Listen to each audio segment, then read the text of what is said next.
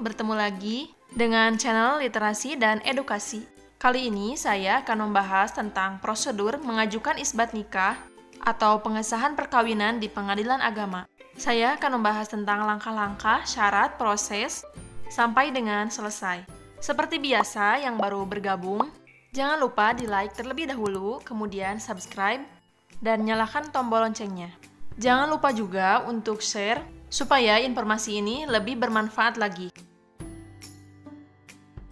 Perkawinan atau pernikahan merupakan akad yang sangat kuat yang bertujuan untuk mewujudkan kehidupan rumah tangga, sakinah, mawadah, dan warohmah. Agar terjamin ketertiban perkawinan, maka setiap perkawinan harus dicatat. Untuk itu, setiap perkawinan harus dilangsungkan di hadapan dan di bawah pengawasan pegawai pencatat nikah atau KUA. Pernikahan yang dilakukan di luar pengawasan pegawai pencatat nikah atau kantor urusan agama tidak mempunyai kekuatan hukum. Meskipun begitu, sesuai dengan ketentuan pasal 4 Kompilasi Hukum Islam atau KHI Junto Pasal 2 Ayat 1 Undang-Undang Nomor 1 Tahun 1974 tentang perkawinan, yaitu memberikan ruang bagi perkawinan yang dilangsungkan tidak di hadapan KUA, di mana perkawinan tersebut tetap dianggap sah sepanjang dilaksanakan menurut hukum Islam. Namun, konsekuensi dari ketentuan ini sering kita temui di masyarakat bahwa perkawinan yang dilaksanakan di hadapan atau di bawah pengawasan KUA dalam bahasa populernya atau dalam bahasa masyarakat disebut dengan istilah nikah siri atau nikah di bawah tangan, atau disebut juga nikah secara agama. Mungkin sudah sering kita temui bahwa pernikahan tersebut sering mengalami kendala dalam mengurus dokumen seperti akta lahir anak, pensiun, hak waris, dan sebagainya. Hal tersebut dikarenakan tidak memiliki buku nikah. Mengenai isbat nikah di pengadilan agama, aturan tersebut dibuat atas dasar adanya perkawinan yang dilangsungkan berdasarkan agama atau tidak dicatat oleh petugas pencatat nikah yang berwenang.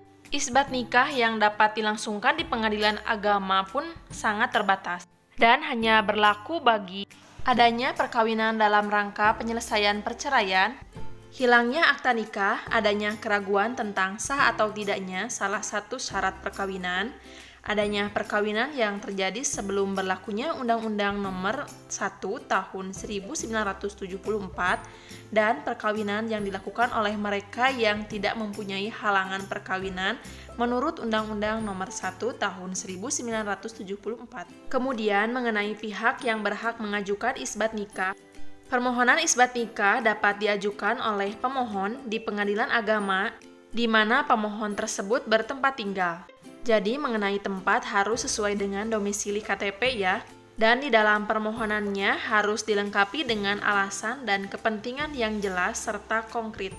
Adapun pihak yang berhak mengajukan permohonan isbat nikah ini ialah suami atau istri, anak-anak dari pasangan suami istri tersebut, wali nikah, dan pihak yang berkepentingan dengan perkawinan tersebut. Kemudian bagi pasangan suami istri yang telah melaksanakan perkawinan secara siri dan dalam perjalanan perkawinannya hendak mengajukan perceraian, maka suami atau istri tersebut dapat mengajukan cerai atau cerai talak gugat sekaligus dengan permohonan isbat nikah. Isbat nikah dalam rangka perceraian tersebut tidak dibuat secara sendiri-sendiri, melainkan disatukan atau digabungkan dalam satu permohonan atau satu gugatan.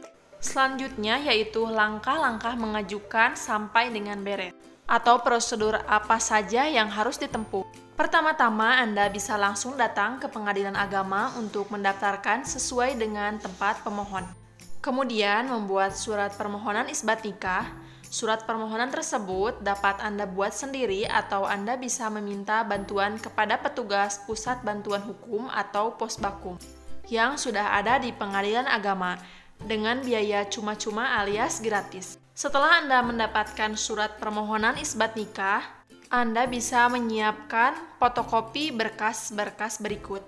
Yang pertama yaitu KTP 2 rangkap, yang kedua KK 2 rangkap, yang ketiga surat penolakan dari KUA 2 rangkap, serta dokumen-dokumen pendukung lainnya. Untuk lebih jelasnya, Anda bisa langsung menanyakan kepada petugas pos Bakum. Kemudian, daftarkan permohonan Anda ke petugas yang berada di pengadilan dengan membayar panjar biaya perkara.